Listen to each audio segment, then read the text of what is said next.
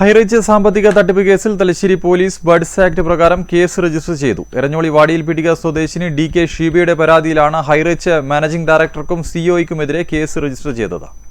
Online multi level മാർക്കറ്റിന്റെയും മറ്റ് പദ്ധതികളുടെയും മറവിൽ ലക്ഷക്കണക്കിന് രൂപയുടെ സാമ്പത്തിക തട്ടിപ്പ് നടത്തിയെന്ന പരാതിയിലാണ് Highrich managing director Kollat Dasan Prathapan, CEO Sreena Prathapan എന്നിവർക്കെതിരെ തലശ്ശേരി പോലീസ് കേസ് രജിസ്റ്റർ ചെയ്തത്.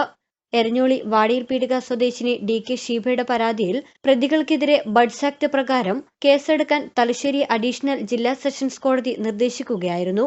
ഒരു ഡിജിറ്റൽ ഐഡിക്ക് 10,000 രൂപയുടെ നിരക്കിൽ മൊത്തം 121 ഡിജിറ്റൽ ഐഡികളാണ് പരാതിക്കാരി എടുത്തത്. ഓരോ ഐഡിക്കും 30,000 രൂപ ലാഭവിഹിതം നൽകാമെന്നായിരുന്നു കമ്പനിയുടെ വാഗ്ദാനം. കൂടാതെ OTT പ്ലാറ്റ്ഫോം പദ്ധതിയിൽ 5 ലക്ഷം രൂപയും ഗ്രോസറി നിക്ഷേപ പദ്ധതിയിൽ 5 ലക്ഷം രൂപയും നിക്ഷേപിച്ചു. വിവിധ പദ്ധതികളിലായി ആകെ 22,10,000 രൂപയാണ് പരാതിക്കാരി നിക്ഷേപിച്ചത്. ഇതിൽ ലാഭവിഹിതവും മറ്റുമായി 10,79,850 രൂപ തിരികെ ലഭിച്ചു. ബാക്കിയുള്ള 11,40,150 രൂപയും വാഗ്ദാനം ചെയ്ത ഉയർന്ന ലാഭവിഹിതവും നൽകിയില്ലെന്ന് ചൂണ്ടിക്കാട്ടിയാണ് പരാതി നൽകിയത്. അഭിഭാഷകരായ KV Abdul Razak, OK Padmapriya, C Sindhu എന്നിവർ മുഖേനയാണ് പരാതിക്കാരി കോടതിയെ സമീപിച്ചത്.